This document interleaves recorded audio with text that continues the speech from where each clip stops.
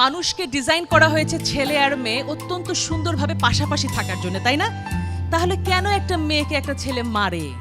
কারণ কি? ছেলেটা শয়তান না? দোষ না, ছেলেরা অনেক ভালো। রফিক স্যার কি দাঁড়াবেন একটু? এই যে রফিক স্যার, উনি আমার ছোটবেলার বন্ধু, উনি আমার সকল পরীক্ষায় আমাকে নোট দিতেন। তাহলে ছেলে মেয়েতে কি বন্ধু হয়? মনে রাখতে হবে তুমি একজন সুন্দর ছেলে। ছেলেরা যখন মেয়েদের পিছে দৌড়ায় দুইটা জিনিস হয়, হয় হিরো হয় নাহলে ভিলেন হয়। তুমি কি হতে চাও? হিরো। ভিলেন হতে চাইলে কি হবে জানো? পিছে পিছে দৌড়াবা, ওই যে পুলিশ এসপি সে ধরে নিয়ে আবার একটু পেদানি দিবে। মেয়েকেও পাবা না, মাইরও খাবা। ভাই ভালোই তো বাসছিলে, তুই কি দোষ করলা, তাই না? তার মানে দোষটা কোথায়? The way. তুমি রাস্তায় দাঁড়িয়ে শীষ বাজাবা কেন? তুমি ভদ্র হয়ে দাঁড়াও, তুমি তাকায় দেখো, মেয়েটাকে তাকায় না দেখলে মেয়েটা কিন্তু হার্ট অ্যাটাক করে মরে যাবে, যে তাকাই না ছেলেরা আমার দিকে, ঘটনা কি? কিন্তু সেই দৃষ্টি থাকবে সৌজন্যমূলক, সুন্দর।